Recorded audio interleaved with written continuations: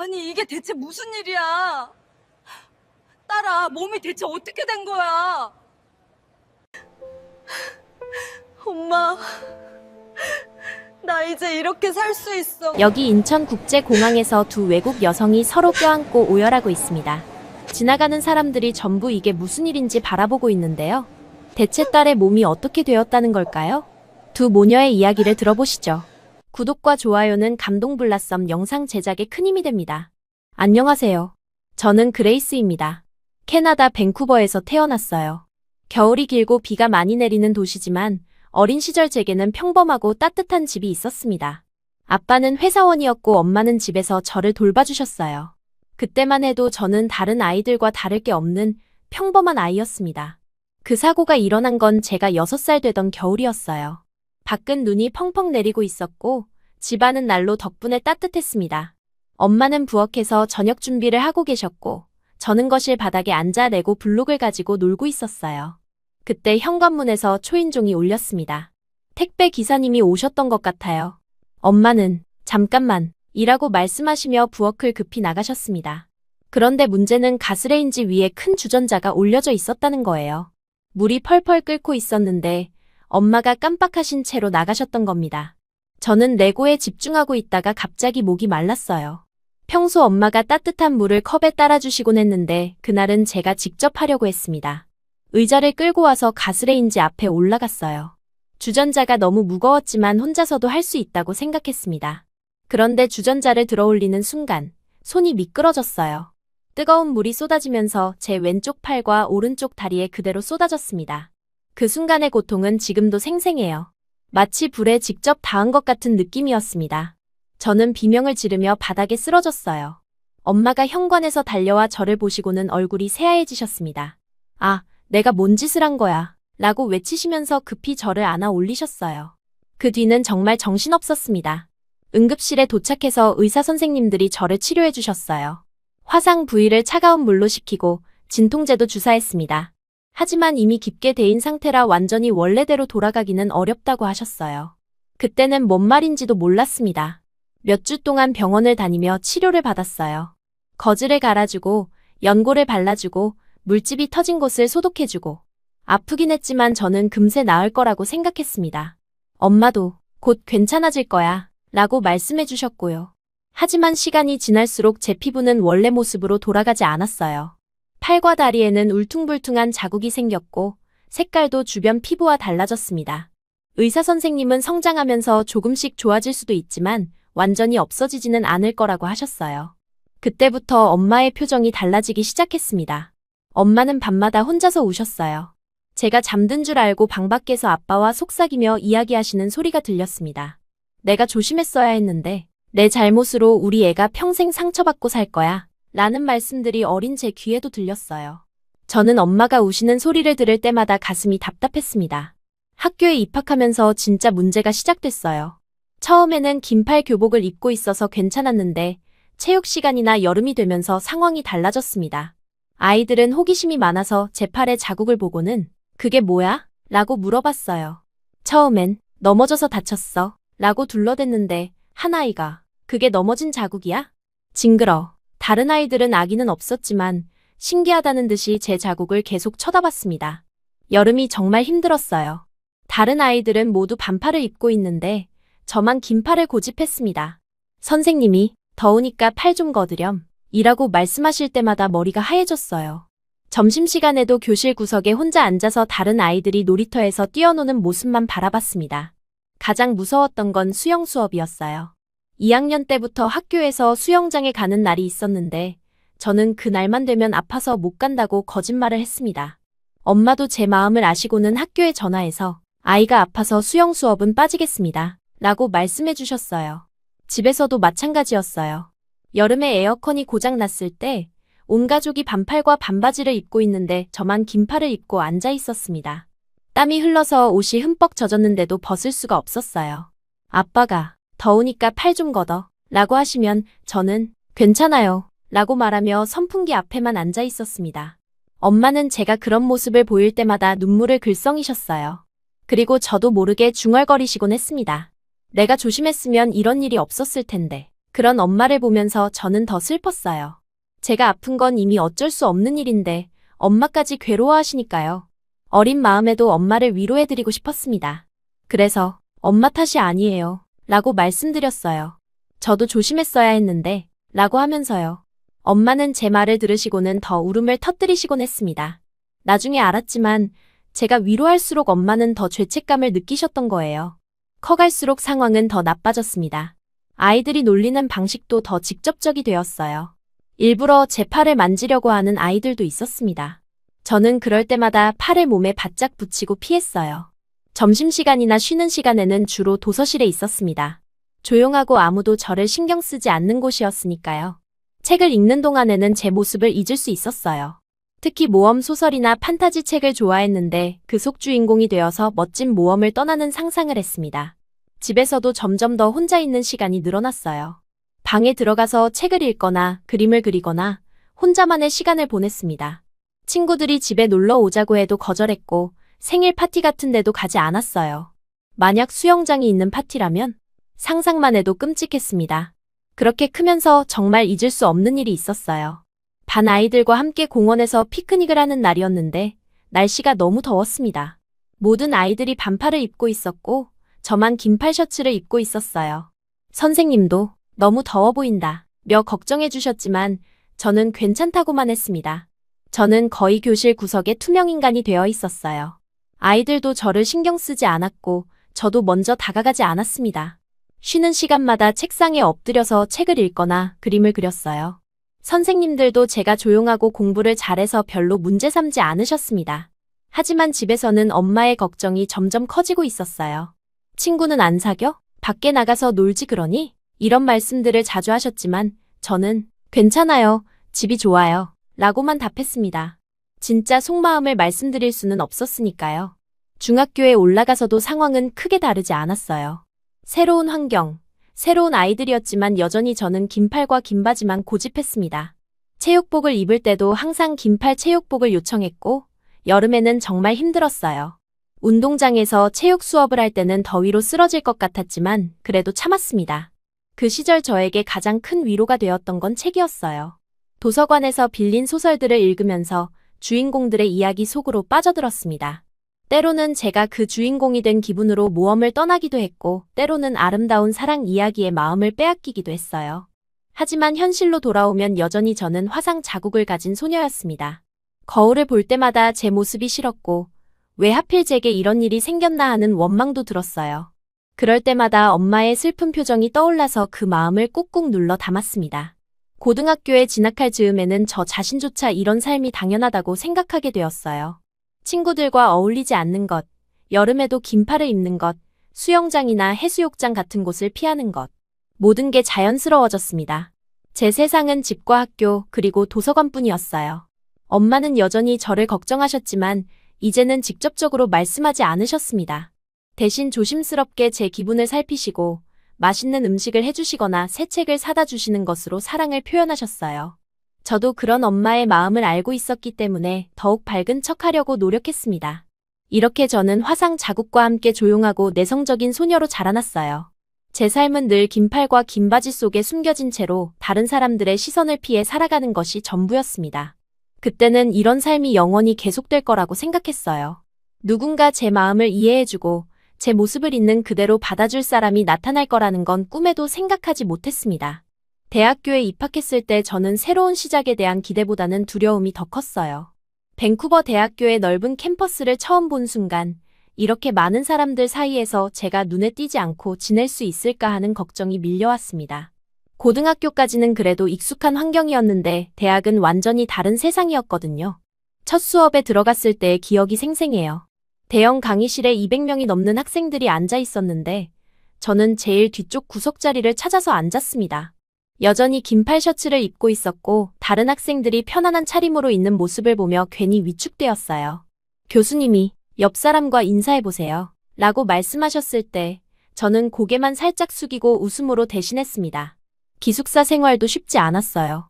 룸메이트인 사라는 정말 밝고 사교적인 친구였는데 처음 만났을 때부터 같이 친구들이랑 놀자며 적극적으로 다가와줬습니다.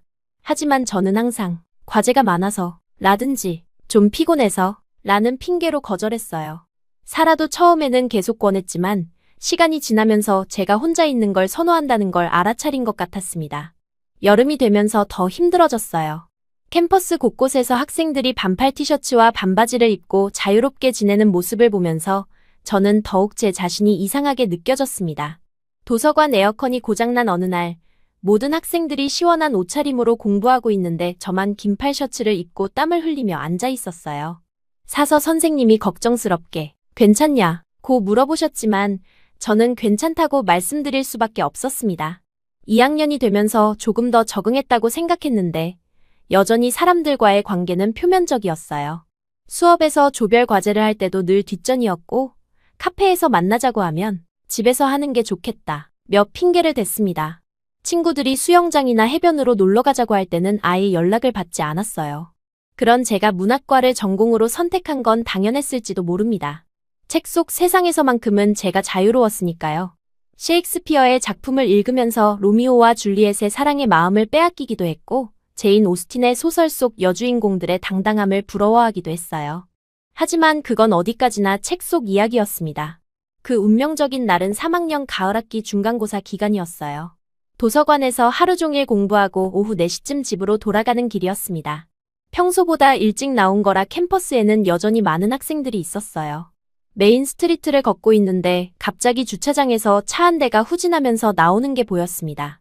운전자가 저를 못 본 모양이었어요. 차가 제 쪽으로 빠르게 다가왔고 저는 깜짝 놀라서 옆으로 몸을 피했습니다. 그 순간 뒤에서 조심하세요 라는 외침과 함께 자전거 브레이크 소리가 들렸어요. 저는 뒤도 돌아보지 못하고 그대로 자전거와 부딪혔습니다. 땅에 넘어지는 순간이 슬로우 모션처럼 느껴졌어요. 가방이 먼저 떨어지고 책들이 사방으로 흩어졌습니다. 그리고 제가 바닥에 넘어지면서 긴팔 셔츠의 팔꿈치 부분이 찢어지는 소리가 들렸어요. 아, 안 된다는 생각이 머릿속을 스쳤습니다. 일어나려고 하는 순간 찢어진 소매 사이로 제 왼쪽 팔에 화상 자국이 그대로 드러나 있는 걸 봤어요. 평소에는 절대 보이지 않게 조심했던 그 자국이 지나가는 사람들 눈앞에 그대로 노출되어 있었습니다. 머릿속이 하얘졌고 심장이 너무 빨리 뛰어서 숨을 제대로 쉴 수가 없었어요. 주변에서 괜찮아요? 다쳤어요? 라는 목소리들이 들렸지만 저는 본능적으로 찢어진 소매 부분을 다른 손으로 꼭 감싸고 몸을 웅크렸습니다. 이렇게 많은 사람들이 보고 있다는 생각에 눈앞이 캄캄해졌어요. 어떻게 해야 할지 모르겠고 그냥 그 자리에서 사라져버리고 싶었습니다. 그때 누군가 제 앞에 쪼그려 앉더니 말없이 뭔가를 제 어깨에 걸쳐주었어요. 깔끔한 회색 셔츠였는데 따뜻한 온기가 느껴졌습니다. 고개를 들어보니 동양인 남자가 저를 내려다보고 있었어요. 나이는 저와 비슷해 보였고 검은 머리에 키가 꽤 큰 편이었습니다. 괜찮으세요? 이거 입고 가세요. 그는 정말 조용한 목소리로 말했어요. 제 찢어진 소매나 드러난 자국을 빤히 쳐다보지도 않았고 오히려 시선을 다른 곳으로 돌리며 제가 당황하지 않도록 배려해 주는 것 같았습니다. 그의 셔츠를 입으니 찢어진 부분이 완전히 가려졌어요. 저는 멍하니 지켜볼 수밖에 없었어요. 아직도 심장이 빨리 뛰고 있었고 이런 상황이 현실인지 믿기지 않았습니다. 평생 숨겨왔던 제 모습이 이렇게 갑자기 드러났다는 사실에 머릿속이 복잡했어요. 혹시 다치신 곳은 없으세요? 병원에 가보시는 게 좋을까요? 그가 진심으로 걱정하는 목소리로 물었어요. 저는 고개를 저으며 괜찮아요 라고 겨우 대답했습니다. 목소리가 떨리는 게 들릴까봐 걱정되었지만 그는 아무렇지 않다는 듯이 고개를 끄덕였어요. 그럼 근처 카페에서 잠시 앉아 계시면서 마음 진정하세요. 제가 차라도 한 잔 사드릴게요. 저는 처음에 거절하려고 했어요. 낯선 사람과 카페에 앉아 있다는 게 상상이 안 됐거든요. 하지만 그의 셔츠를 입고 있는 상황에서 그냥 가버릴 수도 없었고 무엇보다 아직 마음이 진정되지 않아서 혼자 집에 가기가 두려웠습니다. 카페는 캠퍼스 근처에 있는 작은 곳이었어요. 다행히 사람이 많지 않아서 구석자리에 앉을 수 있었습니다. 그는 저에게 뭘 드실래요? 라고 물었고 저는 따뜻한 차 아무거나 라고 답했어요. 목소리가 아직도 떨리고 있었는데 그는 전혀 신경 쓰지 않는 것 같았습니다. 잠시 후 그가 캐모마일 차 2잔을 들고 왔어요. 진정에 도움이 될 거예요. 라고 하면서요. 저는 따뜻한 차를 마시면서 조금씩 마음이 안정되는 걸 느꼈습니다. 그동안 그는 창밖을 내다보거나 자신의 차를 마시면서 저에게 부담을 주지 않으려고 노력하는 것 같았어요. 제가 너무 빨리 자전거를 탔나 봐요. 정말 죄송합니다. 그가 먼저 사과했을 때 저는 깜짝 놀랐어요. 사실 차를 피하려던 제가 갑자기 움직인 거였는데 그가 사과할 이유는 전혀 없었거든요. 아니에요. 제가 갑자기 뛰어든 거예요. 라고 말했지만 그는 어쨌든 다치게 해서 미안해요. 라고 했습니다. 다행히 크게 다치지 않으신 것 같네요. 셔츠는 괜찮으니까 그냥 가져가세요. 저는 당황해서 아니에요. 빨아서 돌려드릴게요. 라고 말했어요. 그런데 그는 웃으면서 괜찮아요. 어차피 빨래할 셔츠가 많아서요. 라고 답했습니다. 그의 미소를 보니 정말로 괜찮다는 게 느껴졌어요. 차를 다 마시고 나서 저는 일어날 채비를 했어요. 이상하게도 처음 만난 사람인데 마음이 편안했습니다. 아무것도 묻지 않고 아무것도 따지지 않는 그의 태도가 고마웠어요. 정말 고맙습니다. 라고 인사하고 카페를 나왔습니다. 집으로 돌아가는 길에 그의 셔츠를 입은 채로 걸으면서 저는 이상한 기분을 느꼈어요. 오늘 같은 일이 일어났는데도 세상이 끝나지 않았다는 사실이 신기했습니다. 물론 여전히 부끄럽고 당황스러웠지만 그 남자의 자연스러운 반응 덕분에 생각보다 큰 상처를 받지 않은 것 같았어요. 그날 밤 잠자리에 들면서 저는 계속 그 남자를 생각했습니다. 어떻게 저런 상황에서 그렇게 침착하고 배려 깊게 행동할 수 있을까요? 만약 다른 사람이었다면 제 자국을 보고 놀라거나 호기심 어린 질문을 했을 텐데 말이에요. 그는 정말 아무것도 묻지 않았습니다. 다음 날부터 저는 묘한 충동을 느꼈어요. 혹시 그 자리에서 그를 다시 만날 수 있을까 하는 기대감이었습니다. 평소 같으면 그런 일이 일어난 장소는 피하고 다른 길로 다녔을 텐데 이번에는 달랐어요. 매일 같은 시간에 그 길을 지나다니면서 주변을 둘러봤습니다. 사실 제 자신도 놀라웠어요. 왜 그 사람을 다시 만나고 싶은 건지 명확하지 않았거든요. 단순히 셔츠를 돌려드려야 한다는 생각 때문일 수도 있고 아니면 그런 상황에서도 당황하지 않고 저를 도와준 그의 모습이 인상 깊었던 것일 수도 있었어요. 월요일, 화요일, 수요일. 계속 그 자리를 지나다녔지만 그를 볼 수 없었습니다. 점점 포기해야겠다는 생각이 들었어요. 아마 그냥 우연히 지나가던 사람이었을 테고 다시 만날 가능성은 거의 없을 거라고 생각했습니다. 그런데 정확히 일주일 후, 목요일 오후였어요.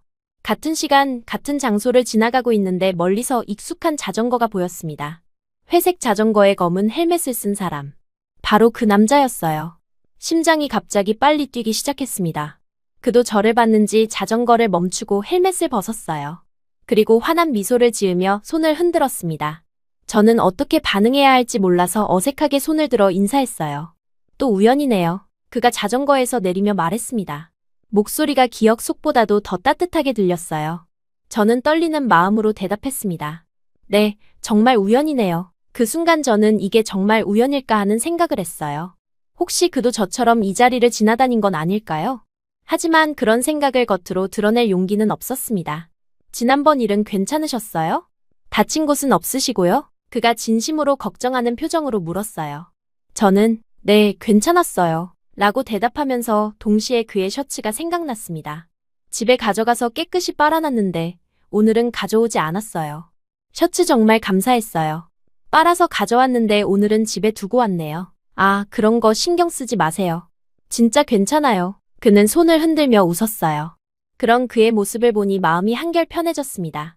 이렇게 자연스럽게 대화를 나누는 게 얼마나 오랜만인지 모르겠어요. 혹시 시간 있으시면 커피라도 한 잔. 지난번에 신세를 많이 졌으니까요. 제가 먼저 제안한 말에 저 자신도 놀랐습니다. 평소 같으면 절대 하지 않았을 말이었거든요. 하지만 그 순간 그런 말이 자연스럽게 나왔어요. 좋네요. 근데 제가 살게요.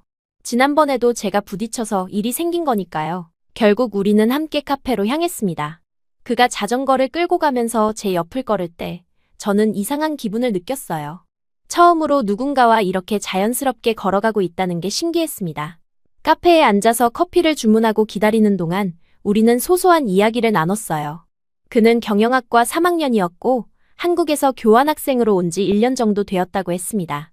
저는 문학과라고 말했고 그는 책 읽는 걸 좋아하시나 봐요. 라고 말했어요. 네, 어렸을 때부터 책을 많이 읽었어요. 저는 한국 문학도 좀 읽어보고 싶은데 영어로 번역된 걸 찾기가 쉽지 않더라고요. 그렇게 우리의 첫 대화가 시작되었습니다. 책 이야기, 대학생활 이야기, 캐나다와 한국의 차이에 대한 이야기. 시간 가는 줄 모르고 이야기했어요. 그와 함께 있으니 제가 평소보다 훨씬 말이 많아지는 것 같았습니다. 그날의 만남이 끝날 때 저는 이런 시간이 다시 있었으면 좋겠다는 생각을 했어요.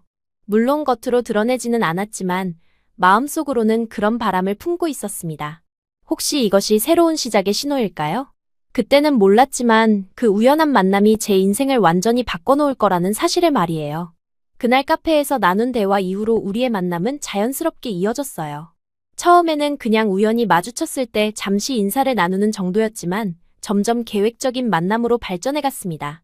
저는 그에게 셔츠를 돌려드려야 한다는 핑계로 먼저 연락을 했어요. 그렇게 연락처를 주고받게 되었습니다. 첫 번째 정식 만남은 캠퍼스 근처 작은 서점에서였어요. 저는 그에게 한국 문학을 영어로 번역한 책들을 소개해드리고 싶다고 제안했습니다. 사실 누군가에게 책을 추천한다는 건 제게는 정말 특별한 일이었어요.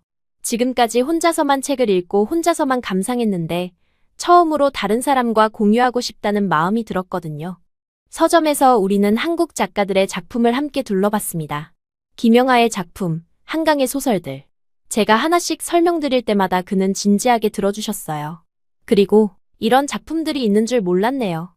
정말 흥미로워 보여요. 라고 말씀하셨습니다. 그의 진심 어린 관심이 느껴져서 기뻤어요. 그날 서점에서 나올 때 그는 제가 추천한 책 몇 권을 사셨습니다. 읽고 나서 이야기해요. 라고 하시면서요. 그 말을 들었을 때 가슴이 두근거렸어요. 앞으로도 계속 만날 수 있다는 뜻이었으니까요. 시간이 지나면서 우리는 일주일에 두세 번씩 만나게 되었습니다.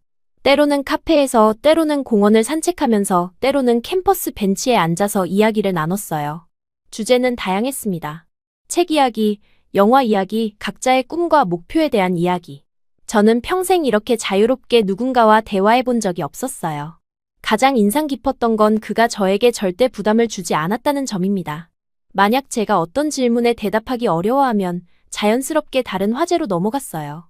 그리고 항상 제 의견을 존중해 주셨습니다. 어떻게 생각하세요? 라고 물어보시고 제 대답을 진지하게 들어주셨어요. 한 달 정도 지났을 때 저는 그에 대해 더 많은 걸 알고 싶어졌어요. 그래서 용기를 내어 그의 고향이나 가족에 대해 물어봤습니다. 그는 서울에서 자랐고 부모님은 모두 직장인이라고 하셨어요. 대학에서 경영학을 전공하고 있지만 사실은 문학이나 예술에도 관심이 많다고 말씀하셨습니다. 저도 어렸을 때는 소설가가 되고 싶었어요. 하지만 현실적인 문제들 때문에 경영학을 선택했죠. 그의 말을 들으며 저는 동질감을 느꼈어요. 꿈과 현실 사이에서 고민하는 건 저도 마찬가지였거든요. 문학을 공부하고는 있지만 졸업 후에 정말 문학 관련 일을 할 수 있을지 확신이 서지 않았으니까요. 어느 날 우리는 캠퍼스 뒤편의 작은 언덕에 앉아서 이야기하고 있었어요. 해가 지고 있어서 하늘이 오렌지빛으로 물들어 있었습니다. 저는 순간 심장이 멎는 듯했어요. 드디어 이 순간이 온 거구나 싶었습니다. 사실 저도 언젠가는 제 이야기를 해야겠다고 생각하고 있었거든요. 그와 함께 있으면서 점점 편해지고 있었지만 여전히 긴 팔만 입고 다니는 제 모습을 그가 의아해할 수도 있겠다는 생각을 했었어요. 사실은 말을 시작하려는데 목이 메었어요. 평생 누구에게도 자세히 말해본 적 없는 이야기를 하려니까 어디서부터 시작해야 할지 몰랐습니다. 그는 제가 당황하는 모습을 보고 괜찮아요. 말하기 싫으시면 안 하셔도 돼요. 라고 말해주셨어요. 하지만 저는 이미 결심한 상태였습니다. 더 이상 숨기고 싶지 않았어요. 적어도 이 사람 앞에서만큼은 진짜 제 모습을 보여주고 싶었습니다. 어렸을 때 사고가 있었어요. 조금씩, 천천히 제 이야기를 들려드렸습니다. 6살 때 뜨거운 물에 데인 일, 그 뒤로 평생 남은 자국들, 학교에서 받은 놀림, 그리고 그 때문에 제가 얼마나 위축되어 살아왔는지. 말하는 동안 눈물이 났지만 그래도 끝까지 이야기했어요. 그는 제 말을 끝까지 조용히 들어주셨습니다. 중간에 끼어들거나 위로의 말을 하려고 하지도 않았어요. 그냥 진지하게 집중해서 들어주셨습니다. 제가 말을 다 마쳤을 때 잠시 침묵이 흘렀어요. 그게 뭐 어때서요? 당신은 그냥 당신이에요. 그가 말한 그 한마디는 정말 담담했어요. 동정어린 목소리도 아니고 과장된 위로도 아니었습니다. 그냥 당연한 사실을 말하는 것처럼 자연스러웠어요. 그 순간 저는 오랫동안 제 마음을 짓누르고 있던 무거운 짐이 조금 가벼워지는 걸 느꼈습니다. 정말 그렇게 생각하세요? 제가 떨리는 목소리로 물었을 때 그는 고개를 끄덕였어요. 당연하죠. 그런 일을 겪으셨는데도 이렇게 따뜻하고 똑똑한 사람이 되셨잖아요. 오히려 존경스러워요. 그의 말을 들으며 저는 정말 많이 울었어요. 기쁜 눈물이었습니다. 평생 저를 정의해왔던 게 화상 자국이었는데 처음으로 그게 제 전부가 아니라고 말해주는 사람을 만난 거예요. 그날 이후로 우리 관계는 더욱 깊어졌습니다. 저는 그 앞에서 조금 더 자연스러워질 수 있었어요. 여전히 긴 팔을 입고 다녔지만 적어도 그의 시선을 피하려고 하지는 않았습니다. 그리고 가끔은 소매를 팔꿈치까지 올려도 괜찮다는 생각이 들었어요. 어느 토요일 그가 자신의 원룸에 초대해 주셨어요. 집에서 한국 음식을 해드릴게요. 라고 하시면서요. 저는 처음에 망설였습니다. 다른 사람의 집에 가본 적이 거의 없었거든요. 하지만 그와 함께라면 괜찮을 것 같다는 생각이 들어서 허락했어요. 그의 집은 작지만 깔끔하게 정리되어 있었습니다. 책들이 빼곡히 꽂힌 책장과 깨끗하게 정돈된 책상이 인상적이었어요. 그는 정말로 김치찌개를 끓여주셨는데 맛이 정말 좋았습니다. 요리를 잘 아시네요. 어머니가 가르쳐 주셨어요. 혼자 살려면 요리는 필수라고 하시면서요. 그렇게 식사를 하면서 더 편안한 분위기에서 이야기를 나눴습니다. 그때 그가 조심스럽게 물어보셨어요. 혹시 치료는 받아보셨어요?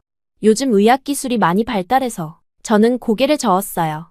어렸을 때 의사가 완전히 없어지기는 어렵다고 했던 기억이 있었고 그 이후로는 시도해볼 생각을 하지 않았거든요. 무엇보다 그런 치료를 받는다는 것 자체가 부담스러웠어요. 한번 상담이라도 받아보시는 게 어떨까요? 치료가 목적이 아니라 그냥 현재 상태가 어떤지 알아보는 차원에서요. 그의 제안은 부드러웠어요. 강요하는 느낌이 전혀 없었고 그냥 하나의 선택지를 제시해주는 것 같았습니다. 그때부터였어요. 저는 처음으로 그의 앞에서 긴 팔을 벗어봤어요. 그의 집에서 더운 여름날 에어컨이 고장 났을 때였습니다. 그가 너무 더우시면 편하게 하세요. 라고 말해주셔서 저는 떨리는 마음으로 소매를 걷어올렸어요. 제 팔에 자국을 본 그는 별다른 반응을 보이지 않았습니다. 그냥 평소처럼 대화를 이어갔어요. 오히려 제가 더 당황했을 정도였습니다. 그렇게 자연스러울 수가 있나 싶었거든요. 생각보다 괜찮네요? 제가 조심스럽게 말했을 때 그는 웃으며 답해주셨어요. 제가 뭐라고 했던가요? 그런 게 뭐 어때서요? 그날 밤 집에 돌아가서 저는 거울 앞에서 오랫동안 제 모습을 바라봤습니다. 처음으로 제 자국이 그렇게 끔찍하게 보이지 않았어요. 여전히 흔적은 있었지만 그것이 제 전부를 정의하지는 않는다는 생각이 들었습니다. 몇 개월이 지나면서 저는 점점 변해갔어요. 그와 함께 있을 때는 긴 팔을 입되 소매를 걷어올리는 일이 자연스러워졌고 집에서는 아예 반팔을 입고 지내기도 했습니다. 물론 밖에서는 여전히 조심스러웠지만 그래도 예전보다는 훨씬 자유로워진 기분이었어요. 그와 함께 보낸 시간들은 제게 새로운 세상을 보여주었습니다. 누군가를 좋아한다는 감정, 누군가와 마음을 나눈다는 기쁨, 그리고 있는 그대로의 나를 받아주는 사람이 있다는 안정감. 모든 게 처음 경험하는 감정들이었어요. 어느 날 그가 말했습니다. 당신과 함께 있으면 저도 더 나은 사람이 되는 것 같아요. 저는 그 말을 듣고 깜짝 놀랐어요. 항상 저만 그에게서 도움을 받는다고 생각했는데 제가 그에게도 좋은 영향을 준다는 걸 처음 알았거든요. 그렇게 우리는 서로에게 특별한 존재가 되어갔습니다. 저는 평생 처음으로 사랑이라는 감정을 알게 되었고 그 사랑은 제 삶을 완전히 다른 색깔로 물들이고 있었어요. 더 이상 숨어있지 않아도 되고 더 이상 혼자가 아니라는 사실이 저에게는 기적 같았습니다. 하지만 이 모든 변화와 행복 속에서도 저는 아직 모르고 있었어요. 집에서 기다리고 있는 또 다른 시련과 그 시련이 우리의 사랑과 제 인생을 어떻게 시험에 들게 할지 말이에요. 그와 함께 보내는 시간이 늘어나면서 집에서는 미묘한 변화가 시작되었어요. 처음에는 엄마도 제가 밝아진 모습을 보고 기뻐하셨습니다. 오랫동안 혼자만 지내던 제가 누군가와 만나고 있다는 사실에 안도하시는 것 같았어요. 하지만 시간이 지날수록 엄마의 표정에는 걱정이 스며들기 시작했습니다. 엄마는 제가 외출할 때마다 누구를 만나는지 궁금해하셨어요. 처음에는 그냥 관심 있는 정도였지만 점점 더 구체적인 질문들을 하시기 시작했습니다. 저는 아직 남자친구가 있다고 말씀드릴 준비가 안 되어 있어서 애매하게 넘어갔어요. 하지만 엄마의 예리한 눈빛을 피하기는 어려웠습니다. 어느 토요일 저녁 그와 만나서 늦게 들어온 적이 있었습니다. 평소보다 1시간 정도 늦었을 뿐인데 엄마가 거실에서 기다리고 계셨어요. 지켜보시는 시선에서 평소와 다른 긴장감을 느낄 수 있었습니다.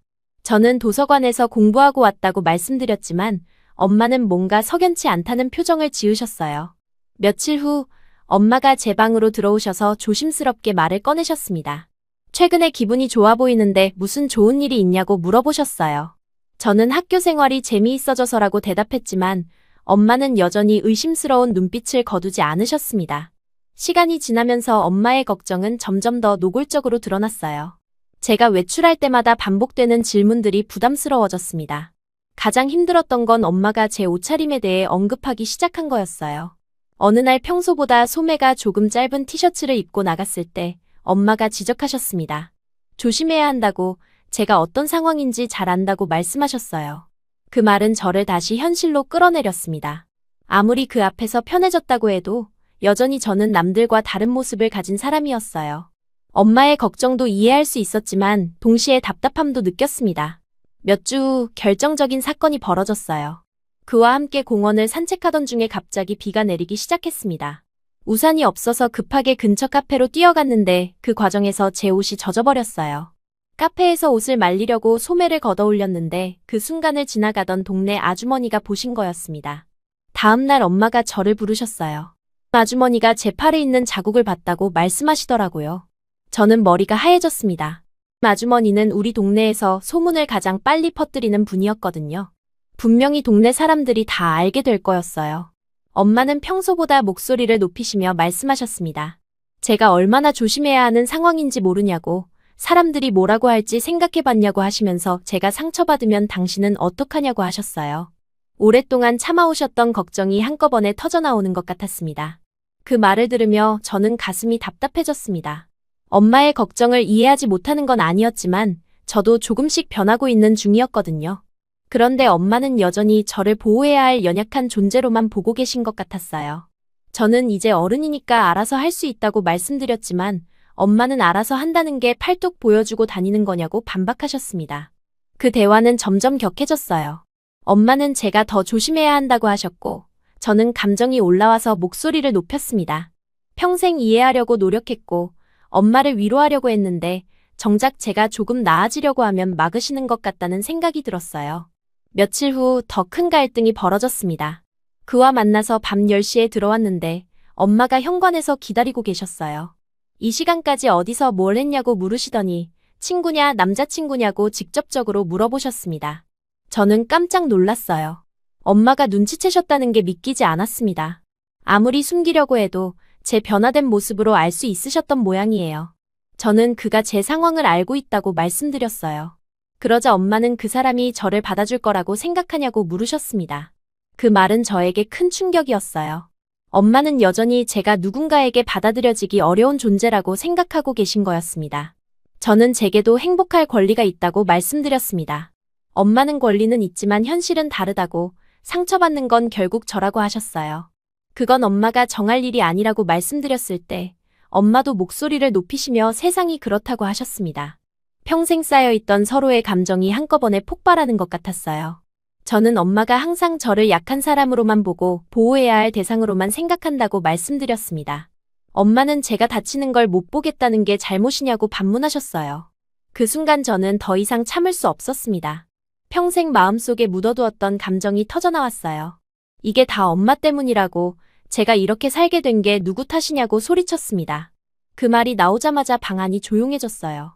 엄마의 얼굴이 창백해지셨고 저도 제가 한 말에 놀랐습니다. 엄마가 그때 조심했으면 이런 일이 없었을 거라고, 제가 왜 평생 이런 고생을 해야 하냐고 계속 말했어요. 엄마는 그 자리에 주저앉으시며 소리 없이 눈물을 흘리기 시작하셨습니다. 저는 그 모습을 보고 바로 후회했지만 이미 늦었어요. 엄마는 떨리는 목소리로 당신이 그랬다고, 다 당신 잘못이라고 말씀하시며 제 방으로 가셨어요. 그날 밤 문틈으로 엄마가 우시는 소리가 들렸습니다. 저도 밤새 잠을 이루지 못했어요. 평생 이 말을 하지 않으려고 노력했는데 결국 해버린 거였습니다. 그 다음부터 집안 분위기는 완전히 달라졌어요. 엄마와 저는 서로 말을 하지 않았습니다. 필요한 경우에만 최소한의 대화만 나누었어요. 식사도 따로 했고 마주쳐도 눈을 맞추지 않았습니다. 저는 그 상황이 너무 괴로웠어요. 화가 나서 그런 말을 했지만 정말로 엄마를 원망하고 싶지는 않았거든요. 하지만 먼저 사과하기도 어려웠습니다. 제 마음속에 정말로 그런 감정이 있었던 것도 사실이었으니까요. 그런 상황에서 저는 그에게 더욱 의지하게 되었습니다. 집에서는 말할 사람도 없고 마음도 편치 않았는데 그와 함께 있을 때만큼은 숨을 쉴 수 있었어요. 하지만 그에게도 이런 상황을 다 털어놓기는 어려웠습니다. 그가 걱정스럽게 물어볼 때마다 저는 괜찮다고 대답했어요. 한 달 정도 그런 상태로 지냈을 때 그가 충격적인 소식을 전해왔습니다. 교환학생 기간이 끝나서 한국으로 돌아가야 한다는 것이었어요. 다음 달 말이라고 했습니다. 그 말을 들었을 때 머릿속이 하얘졌어요. 그와 함께 보낸 시간이 벌써 1년이나 되었다는 것도 놀라웠지만 이제 헤어져야 한다는 사실이 더 충격적이었습니다. 한국에 가서도 연락은 할 수 있다고 했지만 그는 뭔가 더 하고 싶은 말이 있는 것 같았어요. 며칠 후 그가 조심스럽게 제안했습니다. 혹시 같이 가는 건 어떻겠냐고 한국으로 함께 가자고 말했어요. 저는 그 말에 크게 놀랐습니다. 전혀 예상하지 못했던 제안이었거든요. 갑작스럽게 이런 말을 해서 미안하지만 정말 진심이라고 저 없는 삶은 상상할 수 없다고 말하는 그의 진지한 표정을 보며 저는 마음이 흔들렸어요. 캐나다에서 상처받은 채로 사는 것보다 그와 함께 새로운 곳에서 시작하는 게 나을 수도 있겠다는 생각이 들었습니다. 하지만 동시에 엄마 생각이 났어요. 지금은 서로 말도 안 하는 상황이지만 저를 두고 멀리 떠난다는 건 다른 문제였습니다. 며칠 동안 저는 정말 많은 고민을 했어요. 집에서는 여전히 엄마와 냉랭한 관계가 지속되고 있었습니다. 서로 눈도 마주치지 않고 같은 공간에 있어도 말 한마디 나누지 않았어요. 그런 상황에서 한국으로 떠나는 것이 도피는 아닐까 하는 생각도 들었지만 동시에 새로운 시작의 기회일 수도 있겠다는 생각도 들었습니다. 결국 저는 결정했어요. 그와 함께 한국으로 가겠다고 말했습니다. 캐나다에서 평생 화상 자국을 숨기며 살기보다는 차라리 새로운 환경에서 새로운 삶을 시작하고 싶었어요. 그가 저와 함께 하겠다고 했으니 용기를 낼 수 있을 것 같았습니다. 짐을 꾸리면서도 마음이 무거웠습니다. 엄마께 한국에 간다고 말씀드려야 했는데 어떻게 시작해야 할지 모르겠었어요. 한 달 넘게 제대로 된 대화를 나누지 않았는데 갑자기 이런 중요한 이야기를 꺼내기가 어려웠습니다. 어느 날 저녁, 저는 용기를 내어 엄마 방문을 두드렸습니다. 엄마는 놀란 표정으로 문을 열어주셨어요. 한국에 간다고 말씀드렸을 때 엄마는 잠시 아무 말씀도 하지 않으셨습니다. 그러더니 조용히 물어보셨어요. 그 남자와 함께 가는 거냐고요? 저는 고개를 끄덕였어요. 엄마는 한참 동안 저를 바라보시더니 말리지 않겠다고 하셨습니다. 제가 행복하다면 당신은 그걸로 됐다고 작게 한마디만 하셨어요. 그 말씀을 들으며 저는 눈물이 났습니다. 여전히 서로 상처를 주고받은 상태였지만 엄마는 결국 제 선택을 존중해 주시는 거였어요. 출발 전날 밤, 저는 엄마께 편지를 썼습니다. 그동안 못했던 말들, 미안하다는 말, 고맙다는 말들을 적었어요. 한국에서 잘 지내겠다고, 건강하게 지내시라고 적었습니다. 그리고 언젠가는 꼭 다시 만나 뵙겠다고 약속드렸어요. 공항으로 떠나는 아침, 엄마는 현관에서 저를 배웅해 주셨습니다. 서로 말은 많이 하지 않았지만 엄마의 눈에는 눈물이 고여 있었어요. 저도 마찬가지였습니다. 이렇게 서먹한 관계로 헤어지는 게 가슴 아팠지만 지금은 어쩔 수 없는 상황이었어요. 그와 함께 공항으로 향하면서 저는 새로운 시작에 대한 기대와 불안을 동시에 느꼈습니다. 캐나다에서의 모든 상처와 아픔을 뒤로하고 한국에서 정말 새로운 삶을 시작할 수 있을까요? 그리고 언젠가는 엄마와도 화해할 수 있을까요? 비행기에 오르면서 저는 그런 생각들로 가슴이 가득했어요. 인천공항에 내렸을 때 가장 먼저 느낀 건 한국의 습도였어요. 캐나다와는 완전히 다른 무더위가 제 몸을 감쌌습니다. 공항에서 나오자마자 땀이 줄줄 흘렀는데 저는 여전히 긴팔 셔츠와 긴 바지를 입고 있었어요. 그를 따라 지하철을 타고 그의 집으로 향하면서 저는 이 낯선 땅에서 정말 새로운 시작을 할 수 있을지 두려웠습니다. 그의 집은 서울 한복판의 작은 원룸이었어요. 캐나다에 있을 때보다 훨씬 좁았지만 깔끔하게 정리되어 있었습니다. 처음 며칠은 시차 적응도 힘들었고 한국어를 전혀 못하는 상황에서 모든 것이 낯설었어요. 그는 제가 적응할 수 있도록 세심하게 도와주었지만 저는 점점 위축되어 갔습니다. 가장 큰 문제는 날씨였어요. 7월 중순의 서울은 정말 찜통 같았습니다. 낮 기온이 35도를 웃돌았는데 저는 여전히 긴팔을 고집하고 있었어요. 집안에서도 에어컨을 틀어놨지만 밖에 나가는 순간 숨이 막힐 것 같았습니다. 그래도 제 자국을 보여줄 수는 없었어요. 첫 주에 그와 함께 근처 시장에 장을 보러 갔을 때 일이었습니다. 과일 가게에서 복숭아를 고르고 있는데 아주머니가 저를 보더니 걱정스러운 표정을 지으셨어요. 왜 이렇게 더운 날에 긴팔을 입고 다니냐며 팔을 걷어주려고 손을 뻗으셨습니다. 그 순간 제 심장이 멎는 듯했어요. 저는 본능적으로 뒤로 물러났고 그 모습을 본 그가 재빨리 제 앞으로 나와 아주머니께 괜찮다고 말씀드렸습니다. 하지만 아주머니는 계속 걱정하시며 열사병에 걸릴 수 있다고 젊은 아가씨가 왜 그러냐고 하셨어요. 저는 그 자리에서 도망치고 싶었습니다. 집으로 돌아오는 길에 그가 조심스럽게 말했어요. 한국에는 세계 최고 수준의 피부 치료 기술이 있다고 이제 반팔 반바지 입고 살아보자고 제안했습니다. 저는 그 말을 듣고 마음이 흔들렸어요. 캐나다에서는 치료비 때문에 엄두도 내지 못했던 일이었거든요. 며칠 후 그는 정말로 피부과 예약을 잡아주었습니다. 강남에 있는 큰 병원이었는데 가는 길에 저는 계속 떨렸어요. 만약 의사가 치료가 어렵다고 하면 어떡하지? 그런 걱정들이 머릿속을 맴돌았습니다. 병원에 도착해서 진료실에 들어갔을 때 의사 선생님은 정말 차분하고 전문적인 분이셨어요. 제 상태를 자세히 살펴보시더니 담담하게 말씀하셨습니다. 충분히 개선할 수 있다고, 완전히 없어지지는 않겠지만 지금보다 훨씬 자연스러워질 거라고 하셨어요. 그 말을 들은 순간 저는 주저앉아 울음을 터뜨렸습니다. 20년 넘게 품고 살았던 꿈이 현실이 될 수 있다는 희망이 생긴 거예요. 그는 제 옆에서 조용히 손을 잡아주며 괜찮다고 위로해 주었습니다. 하지만 현실적인 문제가 있었어요. 치료비가 만만치 않았습니다. 레이저 치료와 각종 관리 비용을 합치면 몇 천만 원이 들어간다고 했어요. 저희에게는 너무나 큰 돈이었습니다.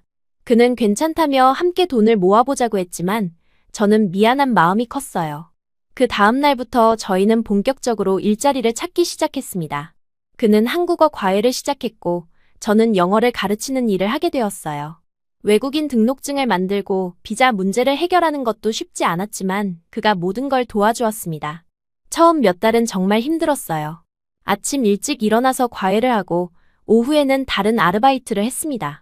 저는 카페에서 일했는데 긴팔을 입고 더운 주방에서 일하는 게 정말 고역이었어요. 하루 종일 땀에 흠뻑 젖어서 집에 돌아오곤 했습니다. 그래도 매일 밤 그와 함께 앉아서 오늘 번 돈을 계산하고 치료비 목표까지 얼마나 모았는지 확인하는 시간이 행복했어요. 조금씩이지만 통장에 돈이 쌓여가는 걸 보면서 희망을 느꼈습니다. 이렇게 함께 목표를 향해 노력한다는 것 자체가 저에게는 새로운 경험이었어요. 6개월 정도 지났을 때 드디어 치료를 시작할 수 있을 만큼 돈이 모였습니다. 첫 번째 레이저 치료를 받는 날, 저는 떨리는 마음으로 병원에 갔어요. 아프긴 했지만 참을 만했고 무엇보다 드디어 시작이라는 생각에 기뻤습니다. 치료는 생각보다 오래 걸렸어요. 2주에 한 번씩 병원에 가서 레이저를 받고 집에서는 매일 처방받은 연고를 발랐습니다. 처음 한두 달은 별 변화가 없는 것 같아서 조급했지만 3개월쯤 지나니까 조금씩 달라지는 게 보였어요. 매일 아침 일어나서 거울을 보는 게 일상이 되었습니다. 어제보다 조금 더 옅어진 것 같은 자국을 보면서 혼자 미소를 짓곤 했어요. 그도 제 변화를 보면서 정말 기뻐해 주었습니다. 조금씩 좋아지고 있다고, 정말 잘 되고 있다고 격려해 주었어요. 치료를 시작한 지 8개월쯤 되었을 때 저는 처음으로 집안에서 반팔을 입어봤습니다. 거울 앞에 서서 제 팔을 바라보니 예전과는 확실히 달랐어요. 완전히 없어지지는 않았지만 이제는 자세히 보지 않으면 잘 모를 정도였습니다. 그날 그가 집에 들어왔을 때 제 모습을 보고 깜짝 놀랐어요. 정말 많이 좋아졌다고, 이제 밖에서도 반팔을 입을 수 있을 것 같다고 말해주었습니다. 저는 아직 용기가 나지 않는다고 했지만 마음속으로는 기대감이 부풀어 오르고 있었어요. 몇 주 후 드디어 그 순간이 왔습니다. 정말 더운 여름날 에어컨이 고장난 지하철을 타야 하는 상황이었어요. 저는 평소처럼 긴팔을 입고 나왔는데 지하철 안이 찜통이었습니다. 숨이 막힐 것 같았어요. 그때 그가 조용히 말했습니다. 이제는 괜찮을 거라고, 용기를 내보라고 했어요. 저는 떨리는 손으로 소매를 걷어 올렸습니다. 처음에는 조금만 걷었다가 점점 더 올려서 팔꿈치까지 드러냈어요. 지하철 안 사람들은 아무도 저를 신경 쓰지 않았습니다. 당연한 일이었지만 저에게는 기적 같은 순간이었어요. 20년 넘게 숨겨왔던 제 팔을 이렇게 자연스럽게 드러낼 수 있다는 게 믿기지 않았습니다. 그날 이후로 저는 조금씩 더 자유로워졌어요. 집 근처 편의점에 갈 때는 반팔을 입기도 하고 카페에서 일할 때도 소매를 걷고 일할 수 있었습니다. 물론 아직도 조심스러웠지만 예전처럼 절대적인 공포는 아니었어요. 1년이 지날 무렵 제 피부는 정말 많이 좋아져 있었습니다. 거의 눈에 띄지 않을 정도였어요. 의사 선생님도 정말 잘 되었다고, 이제 일상생활에는 전혀 지장이 없을 거라고 말씀해 주셨습니다. 그 기간 동안 저와 그의 관계도 더욱 깊어졌습니다. 함께 고생하며 돈을 모으고 치료 과정을 지켜봐주고 제가 변화해가는 모습을 응원해준 그에게 저는 더없이 고마웠어요. 이런 사람이 제 곁에 있다는 게 행운이라고 생각했습니다.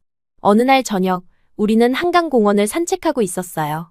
제가 반팔을 입고 자연스럽게 걷는 모습을 보면서 그가 말했습니다. 정말 많이 변했다고, 이제는 자신감 있는 모습이 보인다고 했어요. 저도 그렇게 느끼고 있었습니다. 하지만 그때 문득 엄마 생각이 났어요.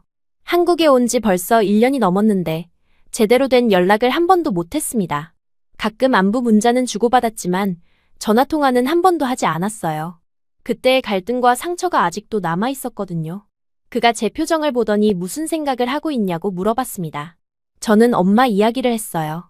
이렇게 좋아진 모습을 보여드리고 싶지만 어떻게 연락을 해야 할지 모르겠다고 말했습니다. 그는 잠시 생각하더니 말했어요.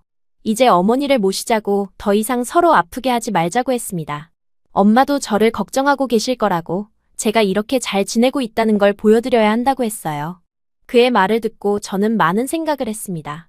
정말로 엄마와 화해할 때가 된 것 같았어요. 더 이상 과거의 상처에 매여 있을 필요가 없었습니다. 제가 이렇게 변했으니 이제는 엄마도 안심하실 수 있을 거라고 생각했어요. 며칠 동안 고민한 끝에 저는 용기를 내어 엄마께 전화를 걸기로 했습니다. 1년 반 만에 처음으로 목소리를 듣게 될 텐데 어떤 말부터 시작해야 할지 막막했어요. 하지만 그가 옆에서 응원해 주었고 저도 더 이상 미룰 수 없다는 생각이 들었습니다. 전화기를 들고 엄마 번호를 누르는 순간 제 손이 떨렸어요. 1년 반 만에 처음으로 엄마 목소리를 듣게 되는 거였습니다. 신호음이 몇 번 울린 후 엄마가 전화를 받으셨어요. 처음에는 누구냐고 물어보시더니 제 목소리를 듣고는 잠시 말이 없으셨습니다. 엄마의 목소리는 처음엔 많이 떨리고 있었어요. 저도 마찬가지였습니다. 뭐부터 말해야 할지 모르겠어서 한참을 망설이다가 그냥 안부부터 물어봤어요. 엄마는 건강하시냐고, 잘 지내고 있냐고 조심스럽게 물어보셨습니다. 목소리에서 그동안 얼마나 걱정하셨는지가 느껴졌어요. 통화가 이어질수록 엄마의 목소리에 힘이 생겼습니다. 저도 점점 편해지면서 한국에서의 생활에 대해 조금씩 이야기하기 시작했어요. 치료를 받았다고 말씀드렸을 때 엄마는 깜짝 놀라셨습니다. 정말이냐고, 많이 좋아졌냐고 몇 번이나 물어보셨어요. 저는 정말 많이 좋아졌다고, 이제는 반팔도 입을 수 있을 정도라고 말씀드렸습니다. 그 말을 들으시고 엄마는 한참 동안 말씀이 없으셨어요. 그러다가 조용히 우시는 소리가 들렸습니다. 기쁜 눈물이라는 걸 알 수 있었어요. 1시간 넘게 통화를 하면서 저는 엄마께 그동안 못했던 이야기들을 다 해드렸어요. 한국에서 어떻게 지내고 있는지, 치료는 어떻게 받았는지, 그리고 저를 도와준 사람이 있다는 것도 말씀드렸습니다. 엄마는 그 사람에게 고맙다고, 꼭 인사드리고 싶다고 하셨어요. 통화 마지막에 저는 용기를 내어 말씀드렸습니다. 한국에 오시면 안 되겠냐고, 제가 어떻게 변했는지 직접 보여드리고 싶다고 했어요. 엄마는 잠시 망설이시더니 다음 주에 가겠다고 약속해 주셨습니다. 그 말을 들었을 때 제 눈에도 눈물이 고였어요. 전화를 끊고 나서 저는 그에게 모든 이야기를 했습니다. 엄마가 한국에 오신다고, 정말 기쁘다고 말했어요. 그도 저와 함께 기뻐해 주었고 어머니를 잘 모시자고 말해 주었습니다. 그때 저는 이상한 생각이 들었어요. 엄마 앞에서 제가 이렇게 변한 모습을 보여드리려면 정말 당당하게 보여야겠다는 생각이었습니다. 다음 날 저는 그와 함께 쇼핑을 나갔어요. 평생 처음으로 짧은 치마와 반팔 티셔츠를 사려고 했습니다. 백화점 옷가게에서 여러 가지를 둘러보는데 모든 게 낯설었어요. 지금까지 긴팔과 긴 바지만 입고 살았는데 갑자기 이런 옷들을 고르려니 어떤 게 좋은지 모르겠더라고요. 그가 제 옆에서 조언해 주었습니다. 어떤 색이 잘 어울리는지, 어떤 스타일이 좋을지 함께 골라주었어요. 저는 파스텔 톤의 분홍색 티셔츠와 무릎 길이 치마를 골랐습니다. 탈의실에서 갈아입어보는 순간 거울 속 제 모습이 정말 낯설었어요. 이게 정말 저인가 싶었습니다. 팔과 다리가 그대로 드러나 있는데 자국은 거의 보이지 않았어요. 20년 넘게 숨겨왔던 제 몸이 이렇게 자연스럽게 보일 수 있다니 믿기지 않았습니다. 거울 앞에서 한참 동안 제 모습을 바라봤어요. 그 순간 저는 정말 충동적으로 말했습니다. 옷을 갈아입다 말고 그에게 프로포즈를 한 거예요. 저와 결혼해달라고, 평생 함께 살고 싶다고 말했습니다. 탈의실 안에서 갑자기 그런 말을 하니까 저도 당황스러웠지만 정말 진심이었어요. 그는 옷을 갈아입다 말고 프로포즈한 여자는 처음이라며 웃었습니다. 하지만 그의 대답은 진지했어요. 저와 함께 미래를 만들어가고 싶다고, 결혼하자고 말해주었습니다. 탈의실에서 서로 껴안으며 울었던 그 순간을 평생 잊을 수 없을 것 같아요. 쇼핑을 마치고 집에 돌아와서 저희는 엄마를 맞이할 준비를 했습니다. 집안을 깨끗이 청소하고 엄마가 주무실 공간도 마련했어요. 저는 계속 떨렸습니다. 엄마가 저를 보시고 어떤 반응을 하실지, 정말 좋아하실지 걱정되었어요. 엄마가 오시는 날, 저는 새로 산 치마와 반팔을 입고 인천공항에 나갔습니다. 그도 함께 갔어요. 출입문 앞에서 기다리면서 저는 가슴이 터질 것 같았습니다. 1년 반 만에 엄마를 보는 거였고, 이렇게 변한 제 모습을 보여드리는 첫 순간이었거든요. 멀리서 엄마가 나오시는 게 보였어요. 처음에는 저를 못 알아보시는 것 같았습니다. 주변을 두리번거리시면서 찾고 계셨어요. 저는 손을 크게 흔들며 엄마를 불렀습니다. 그때 엄마가 저를 보시더니 잠시 멈춰 서셨어요. 엄마의 표정이 점점 변하는 게 보였습니다. 믿기지 않는다는 표정에서 점점 확신으로 바뀌더니 마침내 눈물을 터뜨리며 저에게 달려오셨어요. 저도 엄마를 향해 뛰어갔습니다. 공항에서 서로 껴안고 우는 저희를 보며 지나가는 사람들이 쳐다봤지만 전혀 신경 쓰이지 않았어요. 엄마는 계속 물어보셨습니다. 이게 어떻게 된 일이냐고, 정말 제가 맞냐고 하시면서 제 팔과 다리를 보셨어요. 자국이 거의 없어진 걸 보시고는 더욱 놀라셨습니다. 저는 엄마께 모든 이야기를 해드렸어요. 치료 과정과 그가 어떻게 도와주었는지, 그리고 한국에서의 지난 시간들을 말씀드렸습니다. 그를 소개해드릴 때 엄마는 정말 고맙다고, 딸을 이렇게 잘 돌봐줘서 고맙다고 몇 번이나 말씀하셨어요. 그도 정중하게 인사드리며 앞으로도 잘 부탁드린다고 말씀드렸습니다. 공항에서 집으로 오는 길 내내 엄마는 제 손을 놓지 않으셨어요. 집에 도착해서 저희는 밤늦게까지 이야기를 나눴습니다.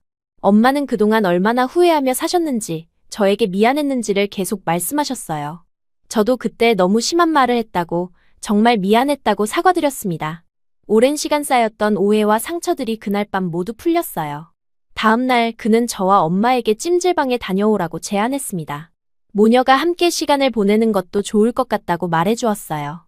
저는 처음에는 망설였습니다. 엄마와 함께 목욕탕에 가본 적이 없었거든요. 어렸을 때부터 제 몸을 보여드리는 걸 피해왔었는데 갑자기 그렇게 하기가 어색했어요. 하지만 엄마가 가자고 하시니까 저도 용기를 냈습니다. 이제는 숨길 이유가 없잖아요. 찜질방에 가서 처음으로 엄마 앞에서 제 몸을 가리지 않았어요. 엄마는 제 팔과 다리를 보시면서 정말 많이 좋아졌다고, 믿을 수 없다고 계속 말씀하셨습니다. 따뜻한 물에 함께 앉아서 엄마와 대화를 나누는 시간이 정말 소중했어요. 엄마는 제 손을 잡으시며 이제 됐다고, 이제 정말 괜찮다고 말씀하셨습니다. 더 이상 걱정하지 않아도 되겠다고, 제가 이렇게 행복해 보이니 당신도 마음이 편하다고 하셨어요. 찜질방에서 나와서 그를 만났을 때 엄마가 그에게 말씀하셨습니다. 정말 고맙다고, 이제 당신은 제 사위라고 인정한다고 하시면서 앞으로도 딸을 잘 부탁한다고 말씀하셨어요. 그 순간 저는 정말 모든 게 완성된 기분이었습니다. 몇 주 후 저희는 정식으로 결혼 준비를 시작했습니다. 엄마도 한국에 더 머무르시면서 저희 결혼 준비를 도와주셨어요. 드레스를 고르러 갈 때도 함께 가셨는데 제가 웨딩드레스를 입은 모습을 보시고는 또 우셨습니다. 이런 날이 올 줄 몰랐다고, 정말 행복하다고 하시면서요. 결혼식은 작고 따뜻하게 치렀습니다. 그의 가족들도 한국에서 만났는데 모두 저를 따뜻하게 맞아주셨어요. 특별히 제거하거나 흉터에 대해 묻는 사람도 없었고 그냥 자연스럽게 가족으로 받아주셨습니다. 웨딩드레스를 입고 그와 함께 서 있을 때 저는 정말 꿈 같은 기분이었어요. 결혼 후에는 더욱 자신감 있게 살게 되었습니다. 일상생활에서 옷을 고르는 것도 자유로워졌고 사람들과 만나는 것도 부담스럽지 않았어요. 그와 함께 여행도 다니고 해변에도 가고 예전에는 상상도 못했던 일들을 하며 살았습니다. 1년 후에는 아기도 생겼어요. 임신했다는 소식을 들었을 때 저는 정말 기뻤습니다. 제가 엄마가 된다니 믿기지 않았어요. 임신 기간 동안 엄마가 계속 한국에 머무르시면서 저를 돌봐주셨습니다. 산부인과에 갈 때마다 함께 가주시고 태교도 함께 해주셨어요. 아이가 태어났을 때 저는 정말 많은 생각을 했습니다. 이 아이에게는 제가 겪었던 고통을 물려주고 싶지 않았어요. 건강하고 자신감 있게 키우고 싶다고 생각했습니다. 그리고 무엇보다 아이에게 사랑받는다는 느낌을 충분히 주고 싶었어요. 엄마도 손자를 보시면서 정말 행복해 하셨습니다. 제가 아이를 돌보는 모습을 보시며 정말 좋은 엄마가 될 거라고, 자랑스럽다고 말씀해 주셨어요. 그동안의 모든 아픔과 걱정이 이 작은 생명 앞에서 모두 의미가 있었다는 생각이 들었습니다. 지금 저는 정말 행복합니다. 매일 아침 일어나서 거울을 볼 때마다 예전에 그 두려웠던 시간들이 꿈같이 느껴져요. 반팔을 입고 아이를 안고 공원을 산책하고 다른 엄마들과 자연스럽게 대화를 나누고 그런 평범한 일상이 저에게는 기적 같은 선물입니다. 때때로 과거를 돌이켜보면 정말 많은 일들이 있었다는 생각이 들어요. 어린 시절의 사고, 긴 방황의 시간, 엄마와의 갈등, 그리고 한국에서의 치료와 회복. 모든 것이 저를 지금의 제가 되게 만든 소중한 경험들이었습니다. 그와 함께 보낸 시간들, 서로를 이해하고 사랑하게 된 과정들도 제 인생에서 가장 소중한 부분입니다. 그가 아니었다면 저는 여전히 긴 팔과 긴 바지 속에 숨어서 살고 있을지도 모르거든요. 그의 사랑과 격려가 저를 완전히 새로운 사람으로 만들어 주었어요. 엄마와의 관계도 예전과는 완전히 달라졌습니다. 이제는 서로를 이해하고 존중하는 관계가 되었어요. 엄마도 제가 독립적인 어른이라는 걸 인정해 주시고 저도 엄마의 걱정과 사랑을 이해할 수 있게 되었습니다. 손자를 함께 키우면서 저희는 더욱 가까워졌어요. 한국이라는 나라도 저에게는 정말 특별한 의미가 있습니다. 이곳에서 저는 새로운 삶을 찾았고 진정한 치유를 경험했어요. 의료 기술뿐만 아니라 사람들의 따뜻함도 저를 회복시켜 주었습니다. 지금은 이곳이 제 진짜 고향 같이 느껴져요. 제 이야기를 돌이켜보면 절망적이라고 생각했던 상황에서도 희망은 있다는 걸 깨달아요. 중요한 건 포기하지 않는 것, 그리고 나를 진정으로 이해해주는 사람을 만나는 것이었습니다. 사랑의 힘이 정말 크다는 것도 몸소 체험했어요. 아이가 돌이 지나면서 저는 새로운 관심사가 생겼어요. 육아를 하면서 자연스럽게 피부 케어에 대해 더 깊이 알고 싶어졌습니다. 아이의 연약한 피부를 돌보다 보니 제가 경험했던 치료 과정들이 다시 떠올랐어요.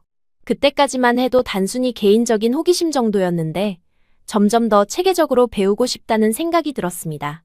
남편과 상의한 후 저는 에스테틱 학원에 등록했어요. 주 3회 수업이었는데 엄마가 아이를 봐주셔서 가능한 일이었습니다. 처음 수업을 들어갈 때는 정말 떨렸어요. 20대 초반 학생들 사이에서 30대 주부가 공부한다는 게 어색할 수도 있겠다는 생각이 들었거든요. 하지만 막상 수업을 들어보니 정말 흥미로웠습니다. 피부의 구조, 화상 흉터의 치유 과정, 다양한 치료법들. 제가 직접 경험했던 것들을 이론적으로 배우니까 더욱 이해가 잘 되었어요. 강사님도 제가 실제 경험이 있다는 걸 알고 나서는 많은 관심을 보여주셨습니다. 6개월간의 교육 과정을 마치고 자격증을 취득했을 때 저는 정말 뿌듯했어요. 새로운 분야를 배운다는 것 자체가 자신감을 주었습니다. 그런데 자격증을 딴 후에도 바로 일을 시작하지는 않았어요. 아직 아이가 어리기도 했고 더 공부하고 싶은 마음이 있었거든요. 그러던 중 우연히 온라인 커뮤니티를 알게 되었습니다. 화상이나 흉터 때문에 고민하는 사람들이 모인 곳이었어요. 거기서 올라오는 글들을 보면서 제 과거가 떠올랐습니다. 절망적인 마음으로 혼자 고민하는 사람들, 치료 정보를 찾지 못해 헤매는 사람들. 모두 예전의 제 모습이었어요. 처음에는 댓글로 간단한 조언만 달았습니다. 제가 받았던 치료에 대한 정보나 병원 추천 같은 것들이었어요. 그런데 사람들의 반응이 생각보다 뜨거웠습니다. 직접 경험한 사람의 이야기라서 더 신뢰할 수 있다고, 정말 도움이 된다고 말해주었어요. 몇 달 후, 저는 더 체계적으로 정보를 공유해보자는 생각이 들었습니다. 그래서 인스타그램 계정을 하나 만들었어요. 처음에는 익명으로 시작했습니다. 제 치료 전후 사진을 공개하는 건 아직 용기가 나지 않았거든요. 인스타그램에 올린 첫 번째 게시물은 화상 흉터 치료에 대한 기본 정보였습니다. 어떤 병원을 찾아야 하는지, 어떤 치료법들이 있는지, 비용은 대략 어느 정도 드는지. 제가 직접 알아보고 경험한 것들을 정리해서 올렸어요. 반응이 예상보다 좋았습니다. 팔로워 수는 많지 않았지만 댓글로 감사하다는 말들을 많이 받았어요. 저처럼 오랫동안 고민했던 사람들이 제 글을 보고 용기를 냈다는 이야기들을 들으면서 이런 일이 정말 의미 있는 일이라는 생각이 들었습니다. 몇 개월이 지나면서 팔로워 수가 점점 늘어났어요. 그때부터 더 다양한 내용들을 올리기 시작했습니다. 흉터 관리법, 메이크업으로 가리는 방법, 심리적 극복 과정. 제가 겪었던 모든 경험들을 나누었어요. 어느 날 한 팔로워가 제게 메시지를 보냈습니다. 자신의 딸이 어린 시절 사고로 화상을 입었는데 제 이야기를 보고 희망을 갖게 되었다고 했어요. 그 메시지를 읽으면서 저는 정말 많은 생각을 했습니다. 제가 어릴 때 이런 정보와 희망의 메시지를 볼 수 있었다면 얼마나 좋았을까 하는 생각이 들었어요. 그때부터 저는 더욱 적극적으로 활동하기 시작했습니다. 직접 얼굴을 공개하지는 않았지만 제 이야기를 더 자세히, 더 솔직하게 공유했어요. 캐나다에서의 어린 시절, 학교에서 받았던 따돌림, 엄마와의 갈등, 한국에서의 치료 과정. 모든 것을 진솔하게 털어놓았습니다. 사람들의 반응은 정말 뜨거웠어요. 제 이야기에 공감한다는 댓글들이 수백 개씩 달렸고, 자신의 이야기를 털어놓는 사람들도 많아졌습니다. 어느새 작은 커뮤니티가 형성된 거였어요. 1년쯤 지났을 때, 제 계정 팔로워가 5만 명을 넘어섰습니다. 정말 놀라운 일이었어요. 저는 유명해지려고 시작한 게 아니었는데, 어느새 많은 사람들이 제 이야기에 관심을 갖게 된 거였습니다. 그즈음 몇몇 언론에서 인터뷰 요청이 들어왔어요. 처음에는 거절했습니다. 아직 얼굴을 공개할 준비가 안 되어 있었거든요. 하지만 계속 요청이 들어오면서 이것도 더 많은 사람들에게 도움이 될 수 있는 방법이라는 생각이 들었습니다. 남편과 엄마 그리고 시댁 식구들과도 상의했어요. 모두들 제가 하고 싶은 대로 하라고 응원해 주었습니다. 특히 남편은 제가 이런 일을 통해 더욱 자신감을 갖게 되었다며 자랑스러워했어요. 첫 번째 TV 인터뷰를 할 때는 정말 떨렸습니다. 방송국에 가서 메이크업을 받고 스튜디오에 앉아 있는 동안 가슴이 두근거렸어요. 하지만 막상 인터뷰가 시작되니까 자연스러워졌습니다. 제가 겪었던 이야기들, 치료 과정 그리고 지금 하고 있는 일에 대해 솔직하게 말씀드렸어요. 방송이 나간 후 반응이 폭발적이었습니다. 인스타그램 팔로워가 하루 만에 2만 명이 늘었고 메시지도 수백 개가 왔어요. 대부분 응원과 감사의 메시지들이었습니다. 저와 비슷한 경험을 한 사람들이 용기를 얻었다는 이야기들을 읽으면서 정말 이 일을 잘했다는 생각이 들었어요. 그 후로 몇 번 더 방송에 출연했고 잡지 인터뷰도 했습니다. 어느새 저는 화상 흉터 극복 사례로 알려지게 되었어요. 처음에는 낯설었지만 점점 익숙해졌습니다. 무엇보다 제 이야기가 다른 사람들에게 도움이 된다는 게 가장 기뻤어요. 인기가 높아지면서 여러 제안들도 들어왔습니다. 화장품 브랜드에서 광고 모델을 해달라는 제안도 있었고, 책을 써달라는 제안도 있었어요. 저는 신중하게 선택했습니다. 정말 의미 있고 도움이 되는 일들만 하고 싶었거든요. 결국 제가 선택한 건 에스테틱 센터를 차리는 것이었어요. 제가 배운 기술과 경험을 바탕으로 흉터나 상처로 고민하는 사람들을 직접 도와주고 싶었습니다. 규모는 크지 않았지만 정성스럽게 관리해드릴 수 있는 작은 공간을 마련했어요. 센터를 열고 나서 가장 기뻤던 순간은 첫 번째 고객을 만났을 때였습니다. 저와 비슷한 나이의 여성분이었는데 어린 시절 사고로 팔에 흉터가 있으셨어요. 상담을 하면서 그분의 이야기를 들어보니 정말 제 이야기와 비슷했습니다.